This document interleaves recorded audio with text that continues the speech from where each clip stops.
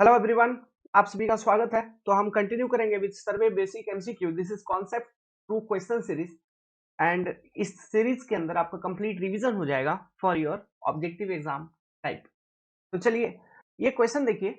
A well condition triangle does not have angle less than. तो ये triangle की बात करिए तो पहले ये मेरे को बता दो आप लोग भाई कि ये किस तरह के सर्वे में इन्वॉल्व होगी। ट्रायंगुलेशन सर्वे में इन्वॉल्व होती है। ट्रायंगुलेशन सर्वे में हम सर्वे करने के दौरान हम ट्रायंगल वगैरह बनाते हैं, है ना। डिफरेंट लाइंस को इंटरसेक्ट करवाते हैं। फॉर एग्जांपल लेट्स सपोज ये एक सर्वे लाइन है प्लस ये एक सर्वे लाइन है, ऐसा एक सर्वे लाइन आ गया। तो ये जो पॉइंट ऑफ इंटरसेक्शन बने ये तीनों लाइन का, ये ट्रायंगल के फॉर्म में बना।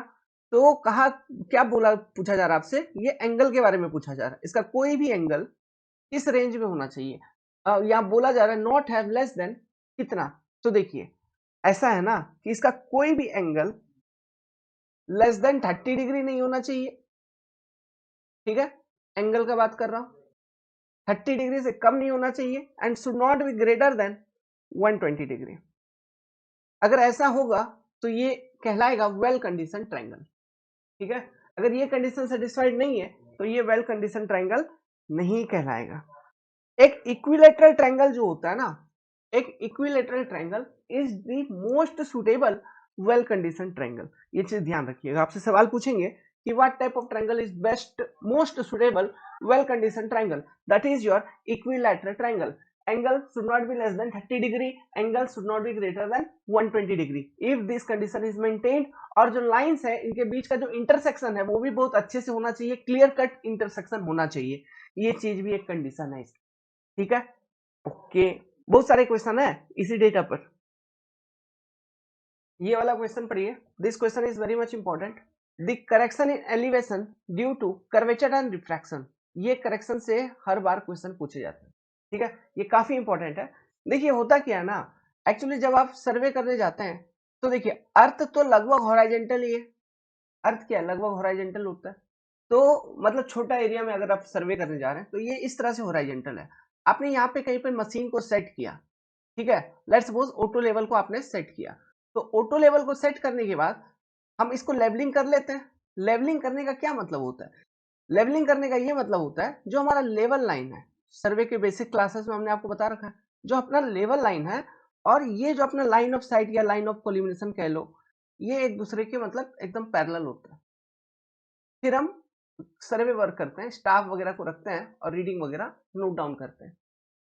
ठीक है, तो ये चीज होती है प्लेन सर्वे के केस में। कह लीजिए जब आपका distance of survey is very less, कम छोटे एरिया में सर्वे कर रहे हैं। बट जैसे आपका एरिया बढ़ेगी सर्वे का, तो ऐसे केसेस में आपका जो लेवल लाइन है, आप कह लो मीन सी लेवल, तो मीन सी लेवल अर्थ कैसा गोल, तो सर्वे का एरिया बढ़ेगा तो लेवल लाइन और ये लाइन ऑफ कोलिमिनेशन पैरेलल होंगे क्या?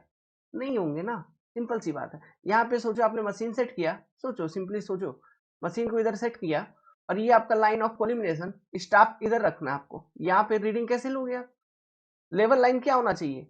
ये इस तरह से ऐसा, क्योंकि ये आपका लेवल लाइन है तो इस तरह से आपका लाइन ऑफ साइट होना चाहिए। तो ये होता नहीं है, तो यही वो एरर है। ठीक है, तो यही वो एरर है, इसी एरर को हमको करेक्ट करना है बेसिकली। तो ये हम कैसे करते हैं? हमारे पास दो तरह का एरर होता है। एक एरर ड्यू टू कर्वेचर, ये जो चीज हमने बताया आपको, this is error due to curvature. और एक होता है एरर ड्यू टू रिफ्रैक्शन। समझ में आया?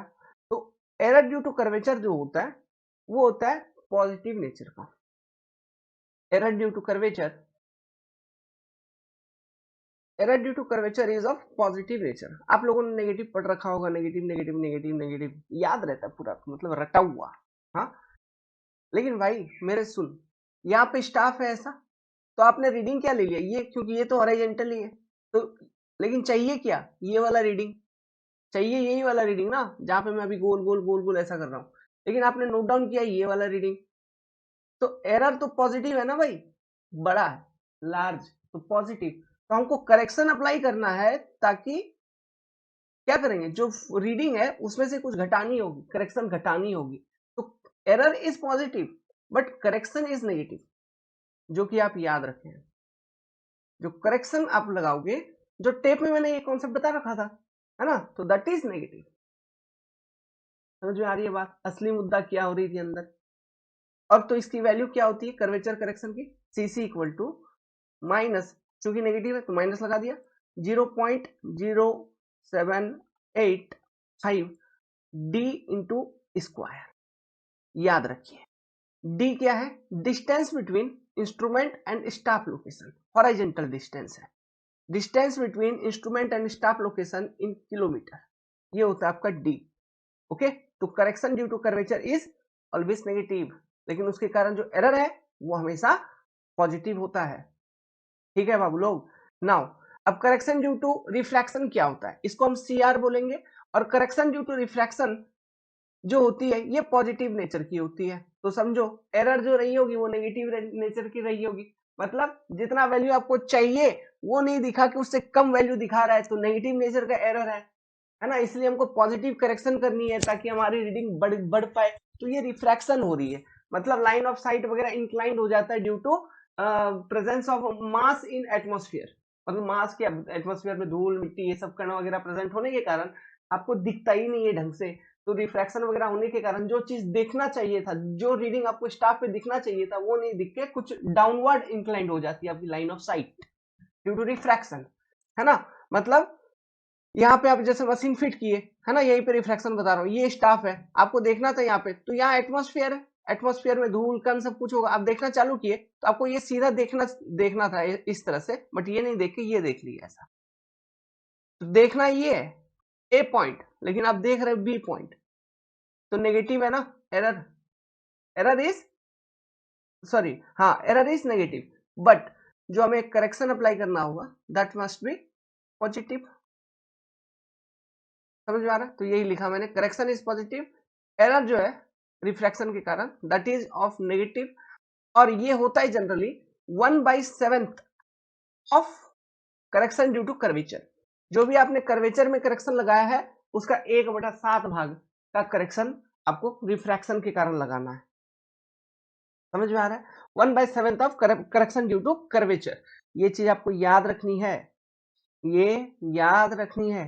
ठीक है, अब एक चीज और बताता हूं, तो 1/7 आप निकालोगे तो 1/7 कितना हो जाएगा, देखो 1/7 जो होगा ये हो जाएगा आपका approximately C R equal to 1/7 ले लो ना इसका, 0.0785 को डिवाइड बाई 7 कर दो, कभी कभी ये डायरेक्ट फॉर्मूला भी याद रखना बहुत जरूरी पड़ जाता है, प्लस 0.0112 डी स्क्वायर। ठीक है, इस तरह का इतना आ जाएगा। अभी देखिए, अभी कभी कभी ना हम क्या करते हैं, कंबाइंड करेक्शन यूज करते हैं, मतलब दोनों को जोड़ के यूज करते हैं। ठीक है, ये तो करेक्शन ड्यू टू कर्वेचर हो ही गया, प्लस ये करेक्शन ड्यू टू रिफ्रैक्शन। तो देखो correction due to curvature negative nature का, correction due to refraction positive nature का, तो इन दोनों को जोड़ दोगे तो एक कंबाइंड करेक्शन आ जाएगी, और वो कंबाइंड करेक्शन की जो वैल्यू होगी वो अप्रोक्सीमेटली 0.63 के आसपास आती है, एक मिनट। बिल्कुल, अब जब इन दोनों को जोड़ देंगे तो उसे हम बोलेंगे कंबाइंड करेक्शन, कंबाइंड करेक्शन, ये भी याद रखनी है आपको। ठीक है, एग्जाम के लिए डायरेक्ट, और इसकी जो वैल्यू आ जाएगी आपका, ये भी नेगेटिव में रहेगी कंबाइंड करेक्शन, क्योंकि ये 0.0112 जो पॉजिटिव वाला करेक्शन है ये तो बहुत छोटा है ना, 1/7 भाग था, तो ये भी नेगेटिव में रहेगा, और इसका वैल्यू रहेगा कितना, 0.0673 डी का स्क्वायर। समझा बाबू लोग? समझ गए बात को आप? ठीक है, तो ये इस तरह से वैल्यू रहेगी। तो यहाँ पे आपसे जो सवाल पूछा है, क्या पूछा है, the correction in elevation due to curvature and refraction is proportional to क्या, प्रोपोर्शनल टू कितना होता है, तो क्या आंसर होना चाहिए आप बताइए। आप देखिए प्रोपोर्शनल टू डी हो रहा है क्या, हाँ sorry proportional to D square हो रहा है क्या।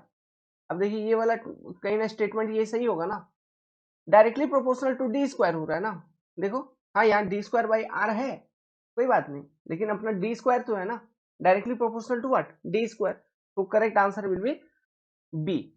और बाकी ये करेक्शन के वैल्यूज वगैरह मैंने बता दी आपको, लॉजिक बता दिया। ठीक है, तो अब एक क्वेश्चन आ गया अपना रेसिप्रोकल लेवलिंग का, न्यूमेरिकल क्वेश्चन हमने उठा लिया ताकि आपको रेसिप्रोकल लेवलिंग का मैं डेरिवेशन शॉर्ट फॉर्म में समझा दूं। ठीक है, एक्चुअली देखिए मैं वीडियो पे इसलिए नहीं आ रहा हूँ ना, मेरा तबीयत थोड़ा खराब है, मौसम चेंज हो गया है, सर्दी खांसी बुखार, इसलिए वीडियो बना नहीं पाए हम, बड़ा टाइमिंग हमारी खराब चलती है, किस्मत बुरी है, क्या करोगे। तो मैं इसके फॉर्मूले को आपको सिंपल वे में समझाता हूं। अब देखिए सुनिए, मान लीजिए आपके पास एक लेक है, ये क्या है, लेक है। यहाँ पर दो पॉइंट आप ले लीजिए, ये वाला आपका ये पॉइंट, मतलब यहाँ पे एक पॉइंट ले लो ए और यहाँ पे ले लो एक पॉइंट बी। ठीक है, रुकिए एक मिनट, थोड़ा लगे कि हम कुछ करने जा रहे हैं। ठीक है, ऐसा यहाँ पे एक पॉइंट ले लीजिए बी। हमें करना क्या है ना, पॉइंट ए और पॉइंट बी के बीच में जो लेवल डिफरेंस आपको दिख रही है, लेट्स सपोज ये लेवल डिफरेंस है एच। इसी का करेक्ट वैल्यू निकालना है कि पॉइंट ए और पॉइंट बी के बीच में करेक्ट लेवल डिफरेंस क्या है। तो हम करते क्या है, ध्यान से सुनिए। हम सबसे पहले क्या करेंगे, पॉइंट ए के आसपास, ये एक पॉन्ड है, क्या है, पॉन्ड। हम सबसे पहले पॉइंट ए के आसपास स्टाफ को सेट करेंगे, सॉरी मशीन को सेट करेंगे। ठीक है, और पॉइंट ए पे स्टाफ रखेंगे, पॉइंट बी पे भी स्टाफ रखवाएंगे। समझ गए बात को, पॉइंट ए पॉइंट बी दोनों पे स्टाफ रखेंगे। इंस्ट्रूमेंट स्टेशन किधर है, नियर पॉइंट ए, मतलब कोई एक पॉइंट के आसपास, है ना। अब यहां से हम स्टाफ रीडिंग दोनों पे लेंगे। ये स्टाफ ए पे जो स्टाफ रखा है वहां पे स्टाफ रीडिंग लिया, प्लस बी पे जो स्टाफ रखा है उधर भी हमने स्टाफ रीडिंग दिया। हाँ, इसमें एरर वगैरह होता है, वो एरर वगैरह हम करेक्शन अप्लाई कर देते हैं, डेरिवेशन के अंदर सब कैंसल आउट हो जाती है। लेकिन अभी आप ध्यान रखिए कि मशीन को आपने नियर ए सेट किया है और स्टाफ रीडिंग ए लिया है, तो let's suppose this is your H A. Machine को आपने ए पे ही सेट करके स्टाफ रीडिंग जब बी पे लिया है, let's suppose this staff reading is your H B. ठीक है, सेकेंड, अब क्या करेंगे, मशीन को मैं पॉइंट बी के आसपास सेट करूंगा। ठीक है, यहां पे देखिए पॉइंट बी के आसपास सेट कर लिया, पॉइंट बी पे भी स्टाफ रखूंगा और पॉइंट ए पे भी स्टाफ रखूंगा। अब इस इंस्ट्रूमेंट लोकेशन से मैंने स्टाफ रीडिंग लिए। ठीक है, मैंने स्टाफ रीडिंग लिए, लेट्स सपोज यहां पे जो स्टाफ रीडिंग पॉइंट बी पे मिला वो मिला एच बी डैश। ठीक है, एच बी डैश, एक मिनट रुक जाओ बाबू लोग, ये मिला आपको एच बी डैश। और पॉइंट ए पे जो इस वाले पोजीशन से स्टाफ रीडिंग लिया, लेट्स सपोज वो है आपका एच ए डैश। तो ये आपने चार रीडिंग लिए, कौन कौन से, एक दो, मतलब H B, H A dash, H B dash. पहले इंस्ट्रूमेंट को एक के बगल में सेट करके लिए रीडिंग, फिर इंस्ट्रूमेंट को लेग के दूसरे साइड ले गए, बी पॉइंट के आसपास मशीन को सेट किए, फिर लिए रीडिंग। तो ये चार रीडिंग आपके हो गए। अब देखिए, अब जो करेक्ट एलिवेशन डिफरेंस हमको क्या निकालना था, इन दोनों पॉइंट के बीच का लेवल डिफरेंस, ये जो एच है यही हमको निकालनी थी, इन दोनों पॉइंट की लेवल डिफरेंस। तो वो level difference H equal to कैसे होगा, H will be equal to, जो फॉर्मूला दिया जाता है वो ये होता है, देखिए सिंपली दोस्तों देखते चलना, H B minus H A plus H B, एक minute, H B dash minus H A dash, H B dash minus H A dash divided by 2। समझ गए बात को, तो this is your level difference. Okay, तो आपको बस ये दो डायग्राम याद रखना है कि लेग के एक तरफ पहले मशीन को सेट किया, फिर दो स्टाफ रीडिंग लिया, फिर लेग के दूसरी तरफ मशीन को सेट किया, फिर दो स्टाफ रीडिंग लिया, है ना। उसके बाद हम जब लेवल डिफरेंस ये एच निकालने जाएंगे तो हम क्या लिखेंगे, H B minus H A plus H B dash minus H A dash divided by 2। मतलब हम बेसिकली क्या कर रहे हैं, हम एवरेज कर रहे हैं, वैल्यू का एवरेज कर रहे हैं, है ना। तो ये फॉर्मूला को यूज करेंगे। अब इस फॉर्मूला को यूज करते हुए ये जो आपका क्वेश्चन यहाँ पे दिया हुआ है, इस क्वेश्चन को सॉल्व करने का कोशिश करिए। बड़ा इजी है, देखिए क्वेश्चन सॉल्व करिए। In levelling between two point, A and B point है, on the opposite side of a pond, pond है दिख रहा है, अपोजिट साइड है पॉन्ड का ए और B. The level is first set up near point A, point A के आसपास आपने लेवल को सेट किया, and staff reading on A and B are 2.5 metre and 2 metre respectively. Then the level is moved and set near point B. उसके बाद आपने क्या किया, मशीन को लेके गए और पॉइंट बी के आसपास सेट किए, फिर staff reading on point A and point B are. Staff reading on point A मतलब एच ए पर और बी पर जो रीडिंग है वो कितना कितना आया, 1.2 metre and 1.7 metre respectively. Calculate the difference of height between 2 point A and B in metre. समझ गए बात को? तो क्या आएगा, ये मीटर में ही सारा सारा का सारा वैल्यू है, तो आंसर भी मीटर में आएगी। तो क्या करना है, वही जान ही रहे हो concept, H B minus H A plus H B dash minus H A dash upon 2। देखते हैं करके आता है कि नहीं आंसर। तो क्वेश्चन को देखो, ठीक है, आप क्वेश्चन देखिए, आप मतलब वीडियो का स्क्रीनशॉट ले, अरे कैसे देखोगे क्वेश्चन, चलो मैं ही आपको बता देता हूँ, उम्मीद करता हूँ आपने पढ़ लिया होगा। तो जब आपने स्टेशन ए पे मतलब स्टाफ लोकेशन ए के आसपास मशीन को सेट किया था, तो जो रीडिंग आए थे एच ए और एच बी वो कितने आए थे? मेरे पास क्वेश्चन है, मैं आपको पढ़ के बताता हूँ। वो आए थे आपके, ये एच ए का वैल्यू था 2.5 और एच बी का वैल्यू था 2 मीटर। नाउ जब बी के आसपास सेट किया तो एच ए डैश और एच बी डैश कितना आया? 1.2 मीटर और 1.7 मीटर। तो हमारे पास फॉर्मूला क्या था एच का? हमारे पास फॉर्मूला था H B minus H A. जो पैटर्न में मैं आपको बता रहा हूं इसी पैटर्न में हमेशा यूज करना। H B dash minus H A dash by 2 put करो भाई चीजों को। तो H B 2 minus 2.5 plus 1.7 minus 1.2 divided by क्या होगा 2। क्या आ जाएगी ये 0.5 minus 0.5 plus 0.5 by 2, 0 by 2 equal to 0। Answer देखिए, option number A will be correct. समझ में आ रहा है? जो पैटर्न में मैंने आपको बताया इसी पैटर्न में चीजों को याद रखना, यही फॉर्मूला आपको याद रखनी है और ये डायग्राम आपको ध्यान में रखना है। ये 0 आ गया मतलब इन दोनों पॉइंट में लेवल डिफरेंस कुछ है ही नहीं। समझ में आ रहा है? इन दोनों पॉइंट के बीच में कोई लेवल डिफरेंस है ही नहीं। 0 आने का मतलब यही है। और एक कॉन्सेप्ट सुनो, देखो ये तो 0 आ गया मतलब लेवल डिफरेंस कुछ है ही नहीं। अगर 0 नहीं आया, पॉजिटिव वैल्यू या नेगेटिव वैल्यू आ गया तो क्या समझेंगे? इस फॉर्मूला को अगर यूज कर रहे हैं तो पॉजिटिव या नेगेटिव वैल्यू आ गया तो क्या समझेंगे? देखिए आप बेसिकली कर क्या रहे हो, H B minus H A कर रहे हो। तो H B minus H A का क्या मतलब है? देखिए वो H B minus H A, बहुत इंपॉर्टेंट कॉन्सेप्ट बता रहा हूं, कॉन्सेप्ट समझना। ये अगर पॉजिटिव है तो क्या मतलब है? देखिए एच बी क्या है? स्टाफ रीडिंग है ना, स्टाफ रीडिंग। एच ए क्या है? ये भी तो स्टाफ रीडिंग है। तो H B minus H A positive कहने का मतलब है एच बी जो स्टाफ रीडिंग है this is greater than H A staff reading. समझ में आ रहा है? अब स्टाफ देखो, स्टाफ क्या होता है? एक तरह का स्केल है, ये एक तरह का स्केल है। स्टाफ क्या है? एक तरह का स्केल है, इसमें मार्किंग्स होते हैं, ग्रेजुएशन होते हैं। तो दिस इज ए स्टाफ। समझना, रीडिंग कब ज्यादा आएगा? देखो मान लो कोई ऐसा लैंड प्रोफाइल है, ऐसा कुछ है और ऐसा, यहां पे आपको आंखों से दिख रहा है कि ये मान लो पॉइंट ए है और ये पॉइंट बी है।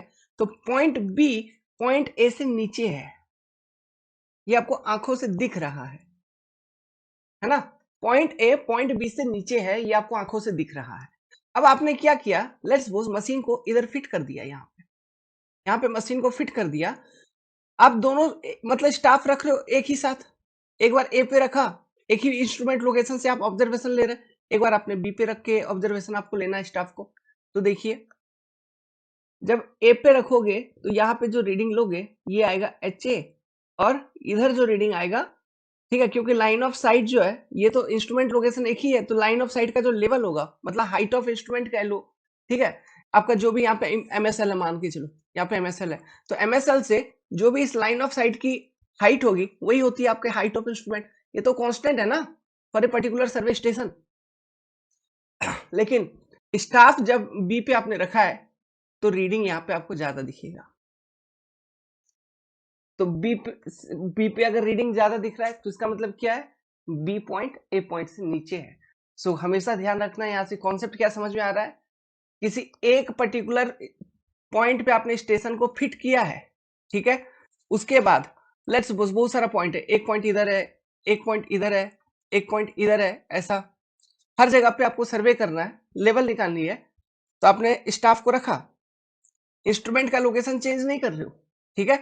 अब देखो बात होगा क्या, ये आपका लाइन ऑफ साइट ये तो एकदम परफेक्टली हॉरिजॉन्टल है, लेकिन स्टाफ रीडिंग कहीं ज्यादा या कम आएगी। तो ध्यान रखना, जहां पर स्टाफ रीडिंग कम आ रहा हो, जैसे कि ये वाला सेकंड वाला स्टेशन देखो पॉइंट, यहाँ पे स्टाफ रीडिंग कम आएगा, तो इसका मतलब क्या है, ये वाला जो पॉइंट है ये थोड़ा ऊंचाई पर है रिलेटिव टू दिस 2 पॉइंट्स, क्योंकि इस केस में स्टाफ रीडिंग ज्यादा आ रहा है। तो स्टाफ रीडिंग ज्यादा आ रहा है कहने का मतलब ये पॉइंट थोड़ा डाउन है, इसलिए इसकी आरएल कम होगी, इसकी आरएल विल कम होगी और इसकी रेड्यूस लेवल ज्यादा होगी। ये थोड़ा हाइट पे है पॉइंट, समझ में आ रहा है। पॉजिटिव आने का मतलब क्या होगा, क्योंकि हम H B minus H A लिख रहे थे, ठीक है, इसलिए मैंने आपको यहाँ पे जो डायग्राम दिखाया था वो कुछ इस तरह का दिखाया था कि पॉइंट ए ऊपर है, पॉइंट बी नीचे है ना, क्योंकि मेरे को H B minus H A लिखना था। और यही कॉन्सेप्ट आप ध्यान रखना। हाँ, हम डायग्राम चेंज कर देंगे तो मेरा डेरिवेशन भी चेंज हो जाएगा, इक्वेशन चेंज हो जाएगा। वो थ्योरी क्लासेस में आप लोगों ने पढ़ रखा होगा, नहीं तो कोई बात नहीं, इतना कम से कम सीख लो, है ना। तो समझ रहे, लॉजिक यही है। उम्मीद करता हूँ क्लियर हो गया होगा लेवलिंग का ये पर्टिकुलर लॉजिक। तो ये लॉजिक बहुत जगह काम आएगी, जैसे कि क्वेश्चंस आपके रहते हैं एग्जाम में, देखो क्वेश्चंस रहता है इस तरह से, ऐसे इस तरह का आपको ग्राउंड प्रोफाइल दे दिया जाएगा और बोला जाएगा कि आपने एक बार मशीन को इधर सेट किया है, फिर यहाँ से स्टाफ स्टाफ बहुत जगह पे स्टाफ रखवा के आपने रीडिंग लिया है, ठीक है। प्लस उसके बाद ए बोल देगा कि मशीन को आपने चेंज किया है ना।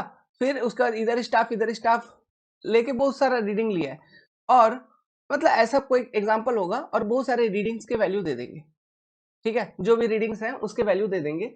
अब रीडिंग्स के वैल्यू को देखते हुए आपको क्या करना होता है, रीडिंग्स के वैल्यू को देखते हुए आपको उसको अरेंज करना होता है लेवल बुक फॉर्मेट में। ऑप्शंस रहते हैं क्वेश्चन के, लेवल बुक फॉर्मेट में अरेंज करना होता है। कहने का मतलब है कैसे अरेंज करोगे, मतलब लेवल बुक फॉर्मेट में हम एंट्री कैसे करते हैं, ये चीज भी आपको जान लो भाई, नहीं जानते हो तो गलत बात है। सबसे पहला ऑब्जर्वेशन होता है अपना बैक साइड रीडिंग।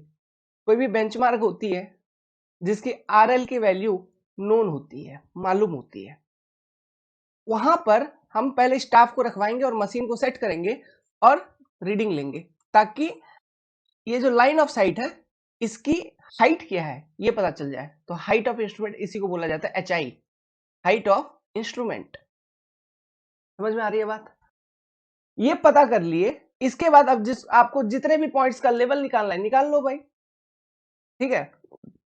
लेकिन सबसे पहला रीडिंग आपका बैक साइड रीडिंग होगा, ठीक है। उसके बाद देखिए बैक साइड रीडिंग लेने के बाद मान लीजिए इंस्ट्रूमेंट स्टेशन को आपने यहाँ पे फिट किया है ना, और इधर आपका बेंचमार्क था, तो आपने पहले बैक साइड रीडिंग ले लिया है और इससे आपको H I height of instrument मालूम हो गया है, ठीक है। ये आपका बेंचमार्क था। अब ये ग्राउंड प्रोफाइल है, यहाँ पे बहुत सारे पॉइंट्स हैं, 1 2 पॉइंट 3 पॉइंट ऐसा ले लिया मान लो, ठीक है, बहुत सारे पॉइंट्स हैं, तो इनके लेवल आपको निकालने थे। तो आपने क्या किया, पहला जगह पे स्टाफ रखवाया पॉइंट ए पे, आपने लिया फोर साइड ये मतलब रीडिंग लिया। फिर इंस्ट्रूमेंट लोकेशन चेंज नहीं किए हो, यहीं से दूसरे पॉइंट पे दूसरे वाले पॉइंट पे भी स्टाफ रखवाया और रीडिंग लिया। फिर तीसरे पे भी स्टाफ रखवाया और रीडिंग लिया। इंस्ट्रूमेंट अभी चेंज नहीं हुआ है, ठीक है, लेकिन जब तीसरा वाला स्टेशन पे रीडिंग लिया इसके बाद इंस्ट्रूमेंट चेंज करोगे। तो कहने का मतलब है किसी एक जगह पे इंस्ट्रूमेंट को सेट करने के बाद तीसरा वाला रीडिंग जो ले रहे हो, ठीक है, ये आपका लास्ट रीडिंग होगा। तो ये वाला जो रीडिंग लोगे ना, जब लास्ट रीडिंग होगा जो, ठीक है, किसी एक इंस्ट्रूमेंट स्टेशन से, इसको बोलेंगे फोर साइट रीडिंग। और बाकी जो आपकी रीडिंग थी, जैसे मान लो ये ये ए पॉइंट है, ये बी पॉइंट है, यहाँ पे जो आपने रीडिंग लिया ये होगी intermediate sight reading, intermediate sight IS। समझ में आ रहा है। तो फोरसाइट लेने के बाद जैसे पॉइंट 3 पे आपने फोरसाइट लिया तो मशीन आप चेंज करोगे, तो मशीन इसके आगे लेके कहीं पे आओगे और यहाँ पे लगाओगे मशीन को। तो मशीन को लगाने के बाद फिर हम हमारा जो सबसे पहला रोल होगा from this second instrument station, वो क्या है, बैक साइड रीडिंग लेना अगेन। उसके बाद फिर जहां पर भी आपको सर्वे करना है, जैसे ये मान लो ये कोई पॉइंट है, ये कोई पॉइंट है, ये कोई पॉइंट है, इनका लेवल निकालनी है, स्टाफ रखवाइए और लीजिए इंटरमीडिएट साइट 1, फिर इंटरमीडिएट साइट 2, फिर मान लो ये तीसरा पॉइंट के बाद मशीन चेंज करना है, तो ये तीसरा वाला जो रीडिंग होगा ये अगेन यहाँ पे फोरसाइट हो जाएगा। तो इस तरह से back side, intermediate side, foresight, back side, IAS, foresight चलते रहता है। ये प्रोसीड्यूर है। तो लेवल बुक में जो एंट्री करेंगे आप रीडिंग को, आप कैसे एंट्री करेंगे? आप सबसे पहले बैक साइड रीडिंग एंट्री करेंगे, उसके बाद इंटरमीडिएट साइड की रीडिंग एंट्री होती है, फिर फोरसाइट की रीडिंग एंट्री होती है। समझ में आ रही है बात? ठीक है। अब ये जो मैंने लेवलिंग करने की प्रोसेस बताई, ये एक सिंपल लेवलिंग है ना? It is your levelling. ये सिंपली आप लेवलिंग कर रहे हो और कुछ नहीं, ग्राउंड पॉइंट्स के आरएल निकाल रहे हो। लेकिन और एक मेथड बताता हूं। मेथड क्या है? देखिए, मेथड ये है कि मान लो यहां पर आपको सर्वे करना है, ये कोई स्टेशन बन रही है, रेलवे स्टेशन, इधर सर्वे करनी है और यहाँ पे रेलवे स्टेशन बननी है, पटरी वटरी आपको बिछानी है। अब वो प्रॉब्लम क्या है ना, कि जब भी हम सर्वे मतलब जब भी हम कंस्ट्रक्शन वर्क करेंगे, तो जिस इलाके में हम कंस्ट्रक्शन वर्क कर रहे हैं वहां का हमको लेवल मालूम होना चाहिए, नहीं तो वहां पे कम से कम एक रेफरेंस लेवल हमको मालूम होना चाहिए, ताकि उस रेफरेंस को पकड़ के मैं वहां पे कंस्ट्रक्शन वर्क अपना कंटिन्यू कर पाऊं। और अगर लेवल आपको मालूम नहीं है तो फिर दिक्कत है। तो ऐसे केसेस में हम क्या करते हैं, लेवल को कहीं से कैरी करके लाते हैं। तो लेट्स सपोज जहां पे स्टेशन बन रही है वहां से कुछ 60 या 70 किलोमीटर दूरी पर कोई एक मेन स्टेशन है और वहां का जो लेवल है वो एग्जैक्ट है।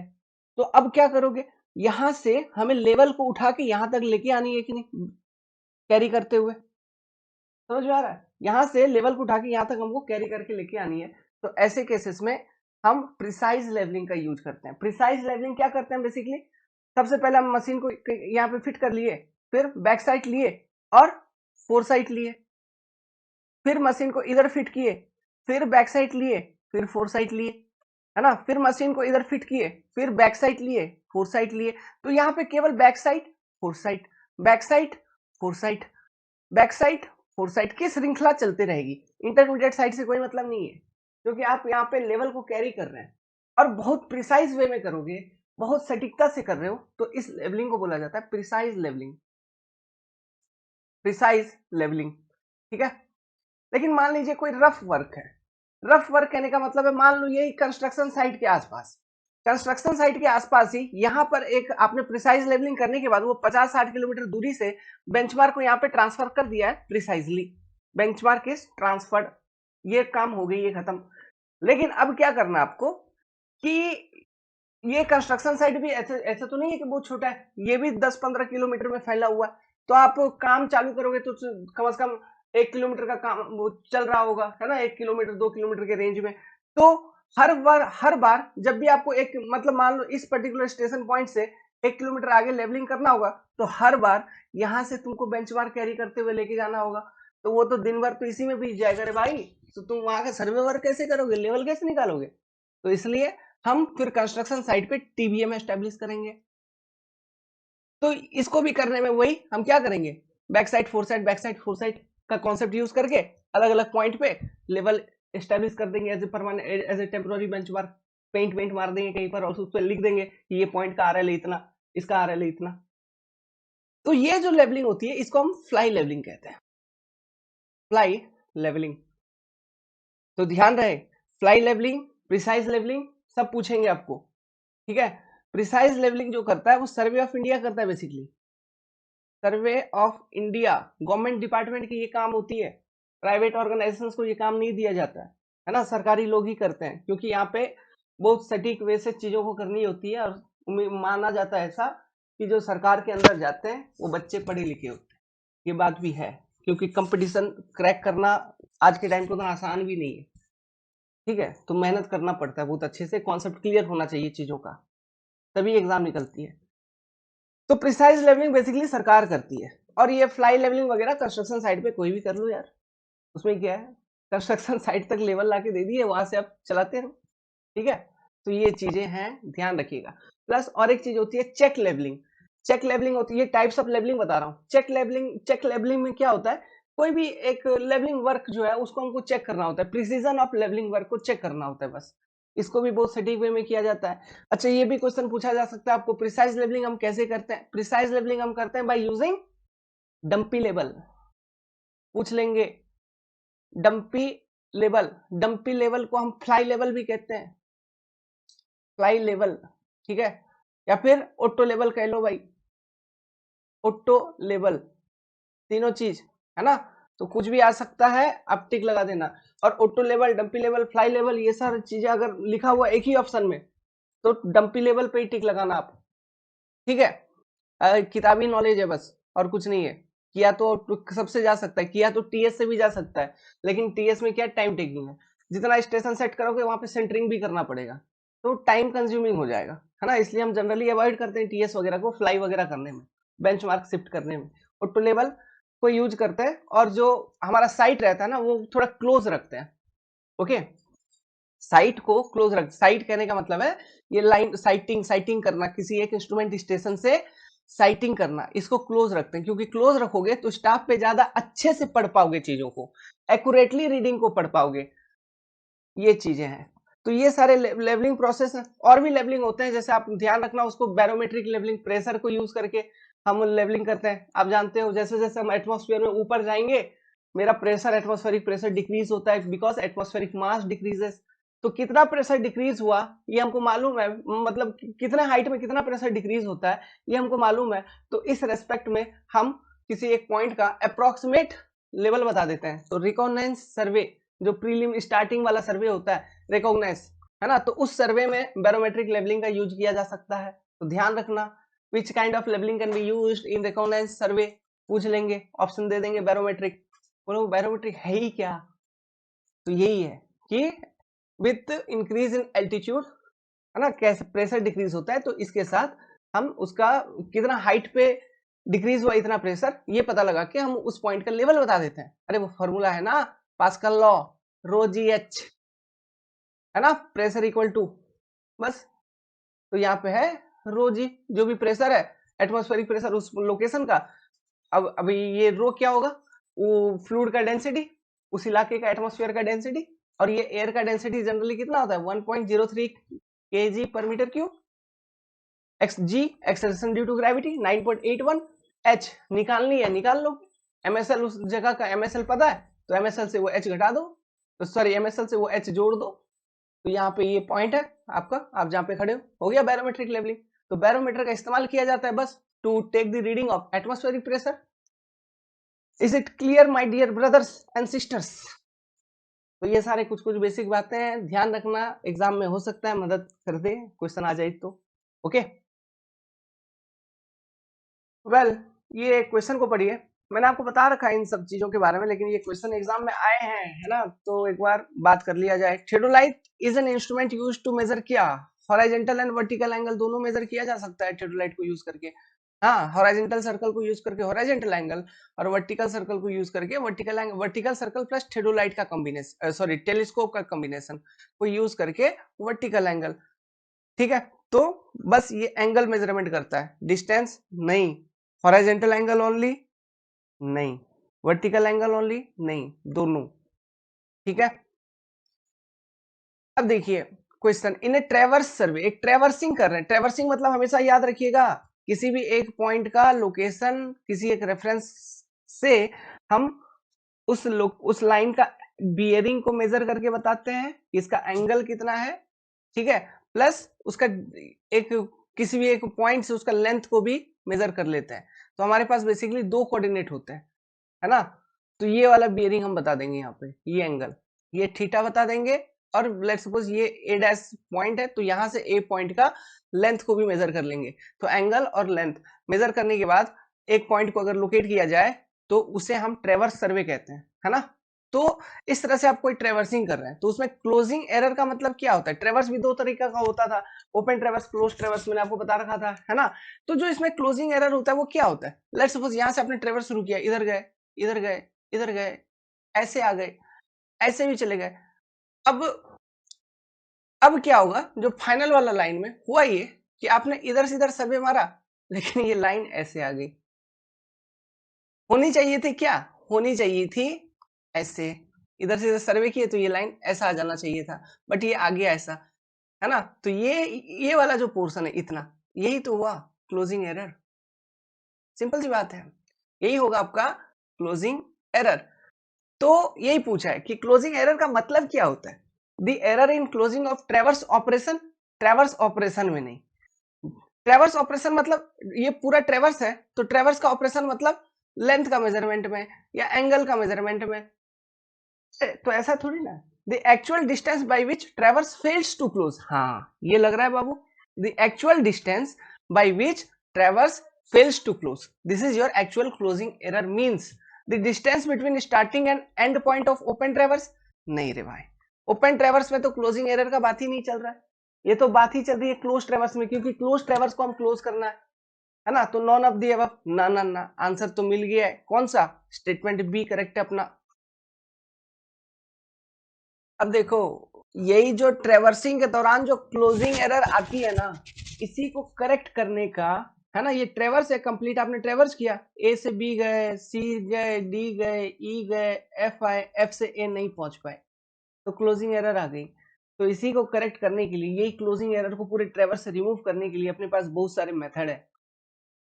कौन कौन से मेथड थे, वो थे Bowditch method, transit method, graphical method या एक्सिस मेथड, ये चार मेथड होते थे। बाउडिच मेथड को हम कंपास रूल भी कहते थे, क्वेश्चन आया हुआ था, याद करो, ठीक है, मैं लिख दूं क्या नाम, Bowditch method, transit method, graphical method, axis method.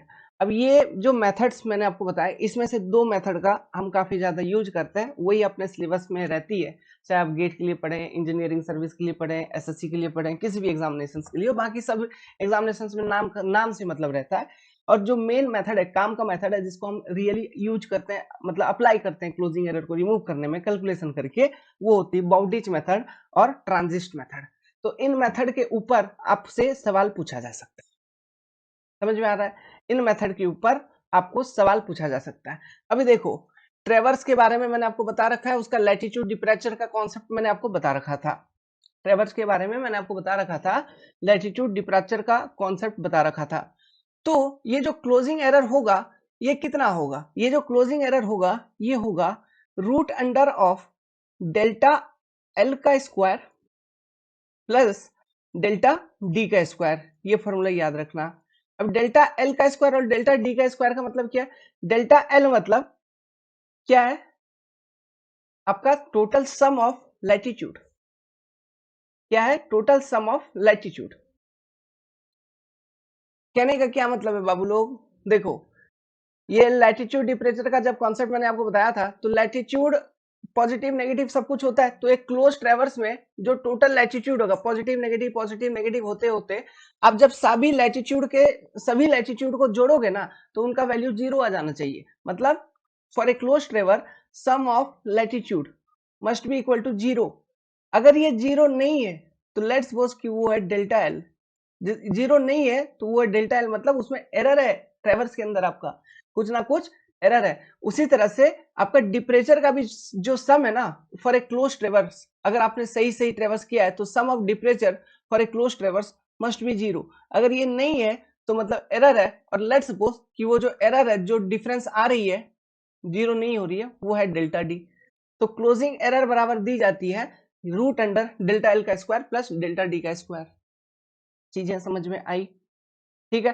Plus अब आपको डायरेक्शन भी बताई जाएगी, लेट्स सपोज आपसे डायरेक्शन पूछ लिया कि डायरेक्शन ऑफ क्लोजिंग एरर क्या होगा, तो यही करना, डेल्टा एल और डेल्टा डी निकाला हुआ है, तो tan inverse delta D upon delta L, this is formula for direction of closing error. ये कैसे हो गया, अरे भाई tan थीटा क्या होता है, p upon B, sorry p by B, okay, p upon B, तो यही कॉन्सेप्ट को यूज किया अपन ने। तो इतना ध्यान रखिएगा, ये तो और एक दो पॉइंट ज्यादा ही बता दिया है ना। बाकी आपके एमपी व्यापम वगैरह में ये सब चीजें उतना नहीं पूछेंगे कि बाउडिच मेथड के अंदर क्या है या ट्रांजिस्ट मेथड के अंदर क्या है, ठीक है, तो वो सब फिर एसएससी जेई या फिर आईएएस लेवल का है, ठीक है। तो अगर फिर भी आपने थ्योरी क्लास में पढ़ रखा होगा, तो रिवीजन कर लीजिए एक बार, ओके। तो क्या होती है बाउडिच मेथड में, ऐसे ही बता दूं अगर, तो जो हम एंगुलर मेजरमेंट है, देखिए हमारे पास यहाँ पे ट्रेवर्सिंग में दो तरह का मेजरमेंट है, एंगुलर मेजरमेंट और लीनियर मेजरमेंट, ठीक है। तो बाउडिच मेथड के अंदर ये ध्यान दिया जाता है, जब हमको करेक्शन अप्लाई करनी है, तो एंगुलर मेजरमेंट और linear measurement equal degree of precision के साथ लिया गया हो, है ना, इक्वल डिग्री ऑफ प्रिसीजन के साथ लिया गया हो, और इसमें जो एरर होती है in ratio of length of different line error को डिस्ट्रीब्यूट कर दिया जाता था। अगर आपने मेथड को पढ़ रखा है तो याद होगी। बस यही 2 पॉइंट ऐसा है कि आपको ध्यान रखनी है कि angular measurement and linear measurement. Angular measurement मतलब थीटा, लीनियर मेजरमेंट मतलब लेंथ वगैरह का जो हम मेजरमेंट लेते हैं ये इक्वल डिग्री ऑफ प्रिसीजन के साथ लेते थे, और जो भी error in latitude and temperature होता था उसको हम इक्वल रेशियो में, equal ratio of different line के फॉर्म में हम डिस्ट्रीब्यूट कर देते थे। ये अपने पास एक मेथड आती थी, है ना, जिसको हम वहां पे करते थे। तो खैर अभी आपको मतलब कहने का मतलब है जो एरर है वो लाइन के ऊपर बेसिकली डिपेंड करता था, ये लेंथ ऑफ लाइन के ऊपर एरर आपकी डिपेंड करती थी, है ना। तो ये चीज ध्यान रखिएगा कि बाउडिच मेथड को यूज करेंगे जब करेक्शन में, तो वहां पे जो एरर है वो बेसिकली लेंथ ऑफ ट्रेवर्स लाइन के ऊपर डिपेंड करती है, कहने का मतलब यही है। और जो ट्रांजिस्ट मेथड है, ठीक है, अगर मान लो कोई ट्रेवर्स किया है आपने और उसमें एरर आ गई है, तो आप देखो ये कि हम कौन सा मेथड अप्लाई करेंगे, तो ये कैसे डिसाइड करोगे, ये चेक करोगे, क्योंकि देखो ट्रेवर्स में दो तरह का मेजरमेंट है, एंगुलर और लीनियर। तो ट्रांजिस्ट मेथड हम तब अप्लाई करेंगे जब हमारा एंगुलर मेजरमेंट मोर प्रिसाइज वे में लिया गया हो देन लीनियर मेजरमेंट। मतलब एंगुलर मेजरमेंट में ज्यादा कोई गलती नहीं है और लीनियर मेजरमेंट में गलती है, ठीक है। तो हम ट्रांजिस्ट मेथड, और जो बाउडिच या कंपास रूल मैंने बताया था, ऐसे में दोनों इक्वल डिग्री ऑफ प्रिसीजन के साथ लिया गया है। मतलब एंगुलर मेजरमेंट आपने जिस प्रिसीजन के साथ लिया था, लीनियर मेजरमेंट में भी सेम प्रिसीजन के साथ लिया था, तब तो हम अप्लाई कर देंगे बाउडिच। लेकिन एंगुलर ज्यादा प्रिसीजन के साथ लिया गया हो as compare to linear, then we will go with transit method. Is it clear to you all? ठीक है, तो ये बस एक बेसिक डिफरेंस है जो आपको ध्यान रखनी है, और मोटा मोटी और कोई डिफरेंस नहीं है। अब ये क्वेश्चन पढ़ लो। इन ए theodolite the line of collimation या फिर ऑप्टिकल एक्सिस ऑफ टेलीस्कोप या फिर एक्सिस ऑफ टेलीस्कोप, तीनों एक ही चीज है। ये क्या है, तो इसका फंडामेंटल रिलेशनशिप के बारे में पूछा है। लाइन ऑफ कोलिमिनेशन किधर आपको दिखेगा, टेलीस्कोप के अंदर दिखेगा, ये ऑब्जेक्टिव, फिर ये मान लो ये, हाँ ये ऑब्जेक्टिव है और इधर आईपीस, ठीक है। तो आईपीस के सेंटर से ऑब्जेक्टिव के सेंटर से पास करता हुआ जो एक लाइन है वो होगा लाइन ऑफ कोलिमिनेशन। तो ये किसके पैरेलल है, parallel to axis of plate level, parallel to vertical axis, perpendicular to trunnion axis, parallel to horizontal axis. तो जो करेक्ट स्टेटमेंट होगा वो क्या होगा बाबू लोग बता दो। देखो एक्सिस ऑफ प्लेट लेवल, ये हॉरिजॉन्टल सर्कल के ऊपर जो बबल ट्यूब है उसका एक्सिस, तो उसका एक्सिस किधर, लाइन ऑफ साइट किधर, कोई रिलेशन नहीं है इसके बीच में, मैंने बता रखा था। पैरेलल टू वर्टिकल एक्सिस, भाई पैरेलल कैसे हो जाएगा, वर्टिकल एक्सिस ऐसे है। परपेंडिकुलर टू ट्रूनियन एक्सिस, कुछ लग रहा है, ढंग का बात लग रहा है, ये हॉरिजॉन्टल एक्सिस है और ये आपका लाइन ऑफ साइट। चौथा वाला क्या है, पैरेलल टू हॉरिजॉन्टल एक्सिस, यही जो हॉरिजॉन्टल एक्सिस है इसी को हम ट्रूनियन भी कहते हैं, हॉरिजॉन्टल एक्सिस भी कहते हैं, ठीक है, दोनों सेम चीज है। जब हम हॉरिजॉन्टल एक्सिस के परपेंडिकुलर देख रहे हैं तो पैरेलल किधर हो गया, क्या लिख रहा है भाई क्वेश्चन में, फालतू चीज। एक्सिस ऑफ प्लेट लेवल के पैरेलल, फालतू बात, दिख ही रहा है नहीं होगा। पैरेलल टू वर्टिकल एक्सिस, भाई किधर है वर्टिकल एक्सिस, इधर है, ये आपका लाइन ऑफ साइट है, कहाँ पैरेलल दिख रहा है आपको, क्या आप बकवास बात करते रहते हैं ये लोग। ये वाला मेरे को थोड़ा ढंग का लग रहा है, परपेंडिकुलर टू ट्रूनियन या हॉरिजॉन्टल एक्सिस। तो this is your fundamental relationship, ये मालूम था आपको, है ना। वेल ठीक है, तो option number C is correct. बता रखा है इसलिए मालूम था, क्योंकि मैं जिस चीज को बता के रखा हूं उसमें मैं ऐसे ही बोलता हूं, मालूम है आपको। ये वाला सेंटेंस पढ़िए, in transit theodolite the line of sight can be reversed by revolving the telescope through कितना, 180 degree in what, in vertical plane. जो टेलीस्कोप है, ठीक है, ये टेलीस्कोप है, ये आपका आईपीस, ये ऑब्जेक्टिव, तो अभी लाइन ऑफ साइट इधर है, आप मतलब इधर से इधर देख रहे हो, तो हमको लाइन ऑफ साइट को रिवर्स करना है। तो रिवर्स करेंगे तो हम टेलीस्कोप को ऐसे रोटेट करवाएंगे, तो रोटेट करवाने का मतलब क्या है, अब इधर आ जाएगा आपका आई पीस और इधर आ जाएगा आपका ऑब्जेक्टिव, तो ये हो जाएगा लाइन ऑफ साइट। तो आपने रोटेशन कितने से किया, 180 डिग्री से किया। कौन सा प्लेन में रोटेट हुआ है, वर्टिकल प्लेन में रोटेट हुआ ना बाबू, समझ में आ रहा है। वर्टिकल प्लेन में ये टेलीस्कोप रोटेट होता है बाय 180 डिग्री, इसी प्रोसेस को हम ट्रांजिटिंग भी बोलते हैं, तो ये भी अपने आप में अलग क्वेश्चन था। और अगर हॉरिजॉन्टल प्लेन में किसी रोटेट होती है तो वो टेलीस्कोप नहीं रोटेट होती है, पूरा का पूरा थेडोलाइट रोटेट होता है, और उस प्रोसेस को हम स्विंगिंग कहते थे। तो ऑप्शन नंबर डी करेक्ट हो जाएगा। ये 90 फालतू बात, फालतू बात, ये हॉरिजॉन्टल प्लेन तो फालतू बात है ना। तो 180 डिग्री भी दिया है, लेकिन हॉरिजॉन्टल प्लेन दिया है। देखो कितना डीप पूछा है क्वेश्चन, बहुत क्लियर कट अंडरस्टैंडिंग होना चाहिए माय डियर सब्जेक्ट का, हमेशा ये हमेशा ध्यान रखना दोस्तों, है ना। तभी ऑब्जेक्टिव क्वेश्चन का कोई जात धर्म नहीं होता। जब तक सब्जेक्ट आपका बहुत ढंग से क्लियर नहीं है, तब तक ऑब्जेक्टिव क्वेश्चन को लगाने में बहुत दिक्कत आती है। सब्जेक्ट अगर प्रॉपर वे में आप कवर कर लिए हो तो क्वेश्चंस हाँ इजीली समझ में आते हैं, सॉल्व भी बहुत अच्छे तरीके से हो जाते हैं। ठीक है, क्वेश्चन पढ़िए। The most accurate instrument for measuring horizontal and vertical angle is, क्या है। मोस्ट एक्यूरेट का बात पूछ रहा है, आपको लगेगा कंपास है, टेप चेन, क्या बात कर रहा है यार, ये तो लेंथ वेंथ मेजर करता है। डंपी लेवल, फालतू चीज, लेवल को मेजर किया जाता है, यहाँ पे तो एंगल का मेजरमेंट का बात चल रहा है। तो यहाँ पे दो ही चीज आ सकती है, थेडोलाइट, कंपास। आप बोलोगे कंपास तो केवल एंगल के लिए बनाए सर, फटाक फटाक एंगल मेजर किया जाएगा, लेकिन यहाँ पे बात चल रही है बाबू मोस्ट एक्यूरेसी की। तो सबसे ज्यादा एक्यूरेट जो इंस्ट्रूमेंट है वो आपका थियोडोलाइट है, याद रखना। अब यहाँ पे अगर टीएस दिया रहता टोटल स्टेशन, तो हम टीएस टिक लगा देते हैं, क्योंकि वो तो पूरा इलेक्ट्रॉनिक सिस्टम होती है, तो उसकी एक्यूरेसी और ज्यादा अच्छी है। ठीक है,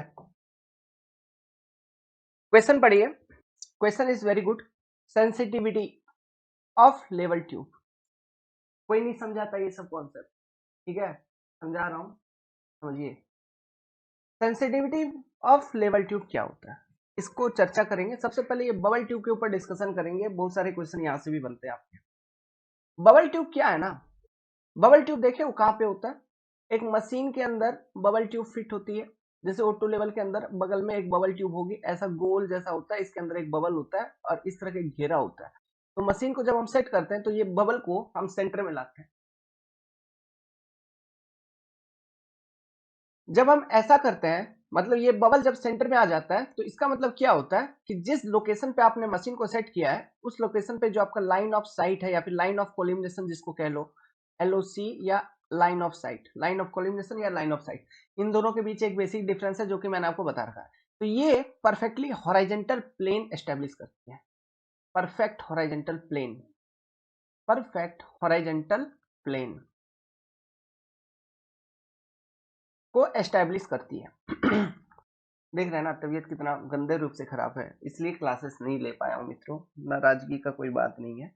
चलिए, तो ये आप समझ गए परफेक्ट हॉरिजॉन्टल प्लेन। अब मुझे ये बताओ, यहाँ पे लेवल ट्यूब लिखा हुआ है, ठीक है, तो लेवल ट्यूब थेडोलाइट वगैरह में लगा रहता है, कभी कभी ऑटो लेवल वगैरह में भी लगा रहता है, लेकिन बेसिकली वो थेडोलाइट में लगी रहती है। वो एक ट्यूब जैसी होती है, एक ट्यूब कैसा होता है, ऐसा, है ना। तो एक ट्यूब जैसा होगा।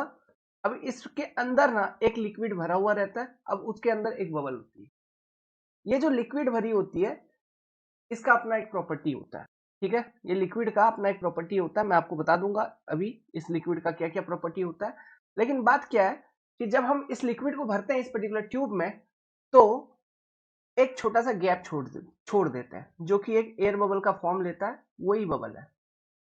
समझ में आ रहा है, मतलब एक छोटा सा एरिया खाली छोड़ दिया, मतलब पूरा लिक्विड नहीं भरते हैं, एक छोटा सा बबल लाइक स्पेस छोड़ दिया, तो वही बबल बन जाती है। तो ये बबल ट्यूब के अंदर है, तो इसलिए इसे हम बबल ट्यूब कहते हैं। और ये जो बबल ट्यूब होती है, ये बेसिकली एक बहुत बड़े सर्कल का, आप ऐसा सोचिए एक बहुत बड़ा सर्कल है, उस सर्कल का एक छोटा सा हिस्सा को आपने कट करके एक ट्यूब के फॉर्म में कंसिडर किया है, और उसके अंदर आपने लिक्विड भरा था। तो ये एक जो बहुत बड़ा सर्कल है, इसका एक सेंटर होगा और कहीं ना कहीं इसका रेडियस होगा, और कुछ ना कुछ इसकी रेडियस की वैल्यू रही होगी। तो चूंकि ये लेवल ट्यूब जो है ये भी एक सर्कल का ही छोटा सा हिस्सा है, तो इसका भी अपना एक कर्वेचर होगा सरफेस का, प्लस इसका भी रेडियस होगा। समझ में आ रहा बात, तो ये चीजें आपको ध्यान रखनी है। अब दिखाता हूं मैं आपको लेवल ट्यूब, ये सारा कुछ कुछ बेसिक था। अब देखो, जो बबल ट्यूब होती है वो इस तरह का एक ट्यूब जैसा होता है। तो ये एक ट्यूब जैसा मैंने कंसिडर किया, इसके अंदर मार्किंग्स होता है, इस तरह से मार्किंग्स होता है, ठीक है। और ये मान लो यहां से यहां तक this is your length of bubble tube. ये क्या है? Total length of bubble tube, total length of bubble tube. और यहाँ पे डिविजन्स है ना, ये जो मार्किंग्स है इनके एक डिवीजन बोला जाता है, ये एक डिवीजन, ये दूसरा डिवीजन, तीसरा डिवीजन, ऐसा। तो let's suppose this are the what, this are divisions, divisions, divisions, ये डिविजन्स है। और लेट्स सपोज स्मॉल एल, मैं इसको क्या बोल रहा हूँ, small L is length of one division, length of one division. समझ में आ रहा है? इस तरह के इस total length L, L is let's suppose total length of the bubble tube, तो इस टोटल एल लेंथ में let's suppose N number of small division है। ये फॉर्मूला वैलिड हो जाएगा। मतलब लेट्स सपोज कि जो बबल ट्यूब का लेंथ है, जो मैंने बोला उसको मैं कैपिटल एल बोल देता हूं, तो इस कैपिटल एल लेंथ में टोटल इस तरह के N number of small division है। तो नंबर ऑफ डिवीजन एन क्या हो गया? Number of division. अभी बेसिक्स बता रहा हूं, सुनते चलिए। अब देखिए, जो बबल ट्यूब होती है वो सेंटर पे होगी तो कैसा दिखेगी? ऐसा सेंटर पे होगी, इस तरह से सेंटर पे होती है बबल ट्यूब, ऐसा देखिए। जब ये सेंटर पे होगी ना बबल ट्यूब, तभी आपका हॉरिजॉन्टल लाइन ऑफ साइट है ना, या लाइन ऑफ कोलिमिनेशन एक हॉरिजॉन्टल प्लेन को एस्टेब्लिश कर रहा होगा। अगर ये अपने सेंट्रल पोजीशन से घिसका तो आपका मशीन का लेवल चेंज हो जाएगा। ये चीज आपको ध्यान रखनी है। समझ में आ रहा है? ठीक है, तो ये कुछ आपने बेसिक समझा। अब मैं आपको समझाता हूँ सेंसिटिविटी ऑफ बबल ट्यूब क्या होता है। ठीक है, देखिए, सुनिए, समझिए। लेट्स सपोज ये एक बबल ट्यूब है, उसके अंदर बबल है, और बबल का पोजीशन देखो। अभी बबल एकदम सेंटर पे है, और इस वाले ग्रेजुएशन और इस वाले ग्रेजुएशन के बीच में है बबल, और बबल एकदम सेंटर पे है। समझ रहे हैं बात को? बबल एकदम सेंटर पे है। तो मैं ये एक्सिस बनाता हूं ऐसा एक, ये वर्टिकल है, और एक्सिस ऑफ बबल ट्यूब इस पर्टिकुलर केस में क्या होगा? एक्सिस ऑफ बबल ट्यूब अगर आपको देखना, तो इस पर्टिकुलर पॉइंट से, जिसको हम इंडेक्स पॉइंट कहते हैं, ये जो टॉप वाली पॉइंट होगी बीच वाली, इसको हम इंडेक्स पॉइंट भी कहते हैं बबल ट्यूब का। तो इस इंडेक्स पॉइंट पे जब बबल आपका सेंटर पे हो, तो आप टेंजेंट ड्रॉ करिए। आप एक टेंजेंट ड्रॉ करेंगे, ये टेंजेंट है, टेंजेंट लाइन। तो यही जो टेंजेंट लाइन है, यही होता है axis of bubble tube, axis of bubble tube. Clear है? कोई कंफ्यूजन नहीं? समझते रहिए रहिए। अब देखिए, सेंसिटिविटी का क्या मतलब है? सेंसिटिविटी का ये मतलब है, अगर मैं, देखो ये बबल ट्यूब किससे रिलेटेड है? आपका टेलीस्कोप का लाइन ऑफ साइट से रिलेटेड है। अभी जैसे कि इमेजिन करते चलना, सोचना, बबल ट्यूब में बबल सेंटर पे है, तो टेलीस्कोप जो होगा मशीन का, वो भी एकदम हॉरिजॉन्टल होगा, इस तरह का। कहने का यही मतलब, और एक horizontal line of site establish कर रही होगी, है ना, लाइन ऑफ साइट एकदम हॉरिजॉन्टल होगा। लेकिन मान लो अगर मैं टेलीस्कोप को इंक्लाइन कर दूं, इस तरह से टेलीस्कोप को इस तरह से इंक्लाइन कर दूं, तो टेलीस्कोप के साथ जो जुड़ा हुआ बबल बबल ट्यूब है, उसके अंदर बबल भी अपने पोजीशन से घिसक जाएगा। घिसकेगा कि नहीं घिसकेगा? बिल्कुल घिसकेगा। ठीक है, तो अब देखिए मैं वो दिखाता हूं। ठीक है, लेट्स सपोज कि मैंने क्या किया, बबल ट्यूब को इंक्लाइन कर दिया, ऐसा कर दिया, थोड़ा सा बबल ट्यूब को इंक्लाइन कर दिया, है ना। तो अब जो इसका एक्सिस, मतलब पहले ये एक्सिस ऐसा वर्टिकल था, लेकिन अब जो यही एक्सिस है, ये एक्सिस इस तरह का कुछ हो गया होगा क्या? देखिए, इंक्लाइन हो गया होगा क्या? तो लेट्स सपोज ये थीटा डिग्री से इंक्लाइन हो गया। कितना डिग्री से इंक्लाइन हो गया? थीटा डिग्री से इंक्लाइन हो गया। और ये इंक्लाइन होने के कारण होगा क्या बताओ? बबल ट्यूब के अंदर जो बबल है वो आगे पीछे कहीं मूव कर जाएगी। बबल ट्यूब के अंदर जो बबल है वो आगे पीछे मूव कर जाएगी। लेट्स सपोज कंडीशन ऐसा है कि आपने इंक्लिनेशन कुछ ऐसा किया है कि थीटा डिग्री से आपने इंक्लिनेशन किया है, और इस थीटा डिग्री से इंक्लाइन करने के कारण जो बबल ट्यूब के अंदर बबल है, ये ग्रेजुएशन था, पहले ग्रेजुएशन मार्क कर देता हूं। देखो ऐसा, ऐसा, ऐसा, ऐसा, ऐसा, तो अभी बबल ट्यूब क्या, ये दो बबल के बीच में थी, सॉरी ये इन ग्रेजुएशन के बीच में थी। देखिए यहाँ पे मैं दूसरा कलर से दिखा रहा हूँ, सोचना समझना मैं क्या बोल रहा हूँ। अभी बबल इन ग्रेजुएशन के बीच में थी, लेकिन आपने इंक्लाइंड कर दिया, तो लेट्स सपोज जो बबल की लेंथ है ये एक ग्रेजुएशन और बढ़ गई, मतलब या फिर ऐसे हो गई ऐसा। तो यहाँ पे देखो एक ग्रेजुएशन बबल की लेंथ और बढ़ गई, मतलब बबल घिसक गई। समझ में आ रहा बात मैं क्या बोल रहा हूँ? सो यहाँ पे कितना कितना ग्रेजुएशन बढ़ा, एक ग्रेजुएशन, और उसका लेंथ क्या, एल, लेट सपोज। ठीक है, लेट सपोज कि आपने थीटा डिग्री से इंक्लाइन किया तो वन ग्रेजुएशन बबल घिसका। ओके, तो इसी चीज को, यही एंगल को हम कहते हैं सेंसिटिविटी, यही एंगल चेंज को हम सेंसिटिविटी कहते हैं कि अगर बबल ट्यूब के अंदर बबल एक ग्रेजुएशन से मूव करता है तो उसमें कितना एंगल चेंज होता है, इसी एंगल चेंज को हम सेंसिटिविटी कहते हैं। और मान लीजिए अगर यही थीटा है ना, यही थीटा पे अगर एक की जगह कोई बबल ट्यूब के अंदर जो बबल है 3-4 ग्रेजुएशन मूव कर जाए, मतलब that bubble tube is more sensitive. समझ में आ रहा है? इसका मतलब क्या होगा, इसका मतलब सिंपल यही होगा कि वो जो बबल ट्यूब है वो ज्यादा सेंसिटिव है ना। तो सेंसिटिविटी को हम बेसिकली क्या डिफाइन करते हैं, एंगल सबटेंडेड, इसको क्या बोलते हैं, ये थीटा को एंगल सबटेंडेड, सबटेंडेड एंगल। ठीक है, तो ये सबटेंडेड एंगल थीटा है मान लो, और ये थीटा पे वन ग्रेजुएशन बबल मूव किया है, one graduation bubble is moved. Basic एकदम देसी भाषा में समझा रहा हूं, जो कॉन्सेप्ट है इसी तरह से याद रखिएगा। Bubble is moved, bubble is moved, तो यही एंगल को हम सेंसिटिविटी कहेंगे बेसिकली। ठीक है, अब ज्यादा या कम सेंसिटिविटी हमको बतानी है, तो मान लीजिए एट कोई कोई ऐसा मशीन है जिसमें एट सेम थीटा वैल्यू, यही थीटा वैल्यू पे एक की जगह 3 या 4 ग्रेजुएशन मूव कर जाता है आपका बबल बबल ट्यूब के अंदर, तो मोर सेंसिटिव है ना, मोर सेंसिटिव। मतलब आप हल्का सा रोटेशन दे रहे हैं, लेकिन और उसी हल्के रोटेशन में ही या फिर हल्का इंक्लिनेशन आप प्रोवाइड कर रहे हो, तो उसी हल्के इंक्लिनेशन के कारण बबल ज्यादा आगे पीछे हो जा रहा है, तो ज्यादा सेंसिटिव है बबल। लेकिन एट सेम इंक्लिनेशन अगर एक ग्रेजुएशन क्या आधा मूव किया या हल्का स्लाइट मूवमेंट हो रही है बबल की, स्लाइट मूवमेंट, तो लेस सेंसिटिव। समझ में आ रहा है, लेस सेंसिटिव। तो यही चीज होती है सेंसिटिविटी का मतलब। ठीक है, और इसके लिए जो अपने पास एक रिलेशनशिप निकल के आता है, वो रिलेशनशिप क्या निकल के आता है, देखो भाई मैंने अभी अभी एक बताया था कि बबल ट्यूब को एक आप बहुत बड़े सर्कल का एक छोटा सा हिस्सा कंसिडर करिए, तो इस तरह का ये ग्रेजुएशन होगा बबल ट्यूब में। Let's suppose this is total length of bubble tube, है ना, और इसमें n नंबर ऑफ डिवीजन है, और एक डिवीजन का जो लेंथ है वो है स्मॉल l, तो इसका अपना एक सेंटर होगा इस बबल ट्यूब का। लेट्स सपोज ये कहीं ना कहीं इसका सेंटर है, और वो रेडियस है r। समझ गए, वो रेडियस है r।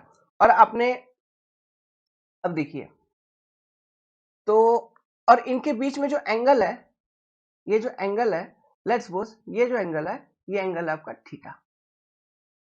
ठीक है, ये एंगल आपका क्या है, थीटा। मतलब वो जो एंगल चेंज हो रही है ना, पहले इस तरह से थी, फिर आपने थोड़ा इंक्लिनेशन प्रोवाइड किया तो एंगल चेंज हो रही है थीटा से, तो यही वो थीटा एंगल है मान के चलिए।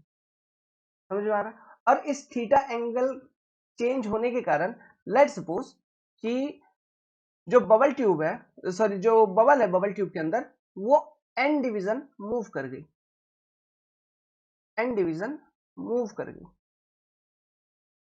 समझ में आ रहा है मैं क्या लॉजिक यहाँ पे दे रहा हूँ? तो अब यहां से देखते हुए हम ये लिख सकते हैं कि यहां से यहां तक का टोटल लेंथ लिखो, आप क्या लिखोगे, L into N, small L into N equal to R theta. तो यहां से एक रेशियो निकल के आएगा, क्या निकल के आएगा, L upon R equal to theta by N. L क्या है, length of one division, length of one division. N क्या है, total number of division. Theta क्या है, एंगल चेंज जो हुआ ड्यू टू इंक्लिनेशन। आर क्या है, radius of bubble tube, radius of bubble tube. समझ में आ रहा है? तो ये होगा alpha sensitivity, this is your alpha sensitivity. ठीक है, सेंसिटिविटी को हम रिप्रेजेंट करेंगे बाई अल्फा, तो यही आपका सेंसिटिविटी। अब देखिए, अब और एक एक्सप्रेशन आप यहीं पे लिख सकते हो, और एक फॉर्मूला अपने पास आती है, वो भी बता देता हूँ, देखना। अभी तो ये बता ही दिया मैंने, एक रेशियो आपको बता ही दिया कि sensitivity equal to theta upon N equal to L by R. और एक रेशियो बता रहा हूँ, देखना। मान लीजिए इंस्ट्रूमेंट आपने यहाँ पे फिट कर रखा है, मशीन ऐसा है, यहाँ पे आपने स्टाफ को रखा है, तो ये आपका लाइन ऑफ साइट है अभी, तो बबल अभी हॉराइजेंटल है एकदम, बबल कैसा है एकदम हॉराइजेंटल, और इस पर्टिकुलर पॉइंट पे जो स्टाफ रीडिंग आपने लिया वो है S1। लेट्स सपोज टेलीस्कोप को आपने इंक्लाइन कर दिया, टेलीस्कोप को क्या किया, इंक्लाइन कर दिया, तो लाइन ऑफ साइट जो है वो भी चेंज हो गया कि नहीं, लाइन ऑफ साइट भी इंक्लाइन हो गया, देखो लाइन ऑफ साइट जो है वो भी थीटा डिग्री से चेंज हो गया।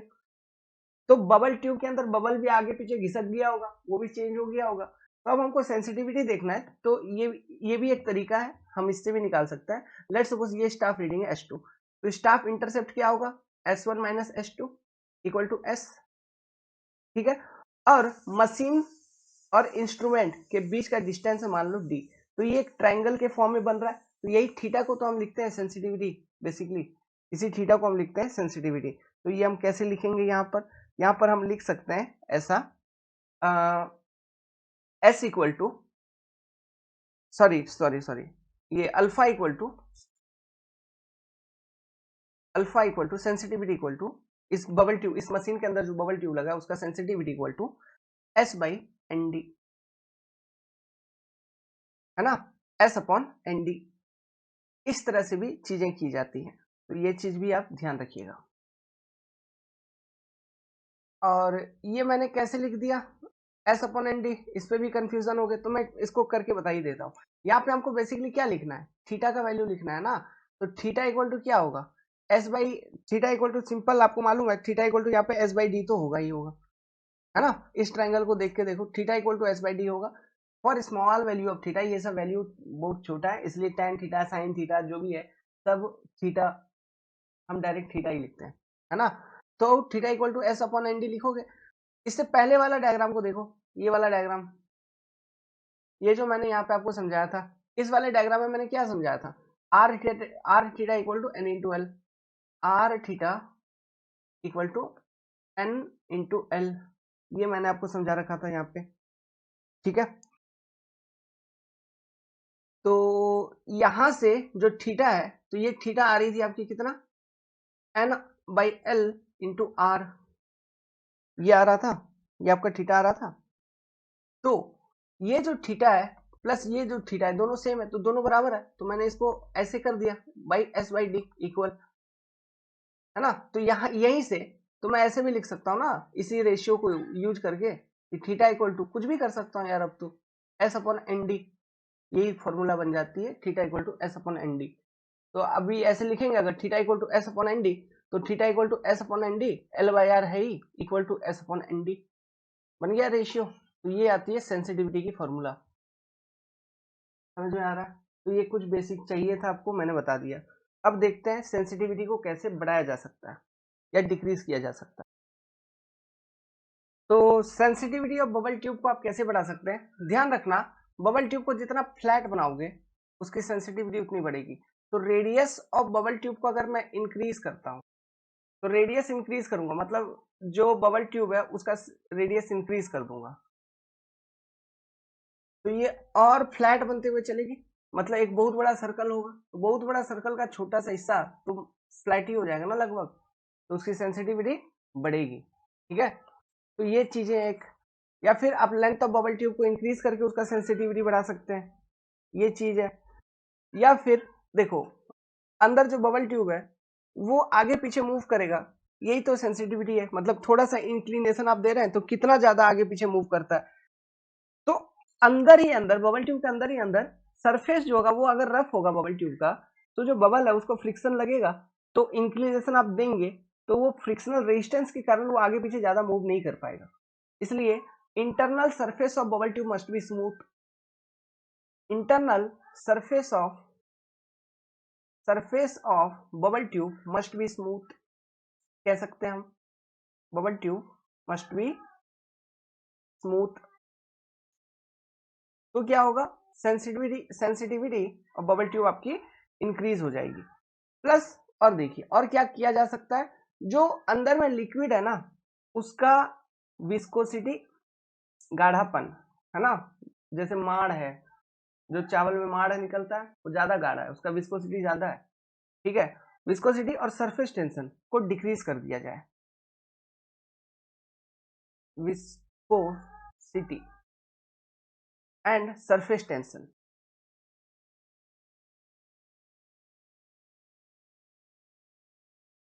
ऑफ फ्लूइड, जो भी फ्लूइड है अंदर में उसको रिड्यूस किया जाए, तो आपकी बबल ट्यूब की सेंसिटिविटी जो है वो इंक्रीज होता हुआ नजर आएगा।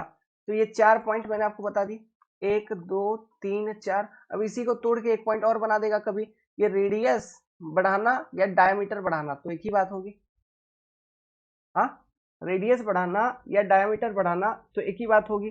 प्लस यहाँ पे देखो अलग अलग point, viscosity decrease, surface tension decrease, तो यहाँ पर खुद में 2 पॉइंट हो गए, 2 पॉइंट। इंटरनल रफनेस को डिक्रीज करना मतलब स्मूथ बनानी है, मतलब रेड्यूस रफनेस, आप इसको रफनेस स्मूथनेस इंक्रीज ऐसा कह सकते हो, या रफनेस डिक्रीज ऐसा कह सकते हो, समझ में आ रहा है, ठीक है। इधर उधर घुमा फिरा के पूछा जा सकता है, बस चीजें यही हैं, ये आप ध्यान रखिएगा। तो अपना जो सवाल है उस सवाल को पढ़ा जाए, तो इस सवाल को जब हम पढ़ेंगे तो क्या बोला जा रहा है, this sensitiveness of level to decreases, ये कब डिक्रीज हो जाएगा, रेडियस ऑफ कर्वेचर, किसका बात कर रहा है, radius of curvature of its inner surface is increase, नहीं ये इंक्रीज होगा तो सेंसिटिविटी बढ़ेगी। Diameter of tube is increased, तो ये दोनों तो सेम ही बात है ना, ये दोनों तो आपका सेम ही बात है ना, अभी तो बताया था मैंने। Length of vapour bubble is increased, length of vapour bubble is increased, देखिए ये चीज भी सेम चीज है, लेंथ ऑफ बबल इंक्रीज करना है ना, मतलब सेंसिटिविटी बढ़ना होता है, मतलब इससे बढ़ेगा। Viscosity and surface tension both are increased, अब ये कम होना चाहिए, और ज्यादा सेंसिटिविटी ये वाला वैल्यू कम होना चाहिए, लेकिन ये यहाँ पे इंक्रीज बोल रहा है, मतलब सेंसिटिविटी आपका डिक्रीज होगा। तो करेक्ट आंसर आपका क्या हो जाएगी, ऑप्शन नंबर डी। तो ये चीजें ध्यान रखना बाबू, ये वाला फॉर्मूला आप ध्यान रखना, जो मैंने अभी रेशियो आपको दिया है वो फॉर्मूला कभी यूज हो जाता है कभी कभी। प्लस एक रिलेशनशिप और देता हूं, आप डायरेक्टली अगर आपको कभी सेंसिटिविटी निकालने के लिए पूछे तो वही अल्फा इक्वल टू सीधा का सीधा ऐसे निकाल देना और बता देना, alpha equal to 206,265 L by R, इतना सेकेंड, ठीक है, क्योंकि एंगल सेकेंड में आती है, सेंसिटिविटी काफी छोटी एंगल आती है, तो ये वैल्यू डायरेक्ट याद रखना। एल क्या है, length of one division of bubble tube, और ये क्या है, रेडियस ऑफ कर्वेचर या फिर internal radius that bubble tube आपको गिवन होगा, या फिर यही सेम चीज को आप जो मैंने आपको ओवरऑल रेशियो बताया इस फॉर्म में आप निकाल सकते हो, ये जो भी पैरामीटर यहाँ से जो भी डेटा हो by using this particular ratio, है ना, नंबर ऑफ डिवीजन दे दिया हो या और कुछ भी दे दिया हो तो भी आप यूज करके सेंसिटिविटी को निकाल सकते हैं, लेकिन जो फेवरेबल क्वेश्चंस है वो इस वाले फॉर्मूले पे आएंगे जो मैंने आपको भी दिया, ठीक है। ये एक्चुअली ये वाला वैल्यू कहां से आ गया, रेडियन को हमने सेकेंड में कन्वर्ट कर दिया, है ना, आप सिंपली एल बाई आर लिखते तो रेडियन में आंसर आता, तो उसी को हमने सेकेंड में कन्वर्ट कर दिया है, तो ये 206,265 आ गया। तो याद रखना 1 रेडियन इक्वल टू कितना, 206,265 सेकेंड, है ना।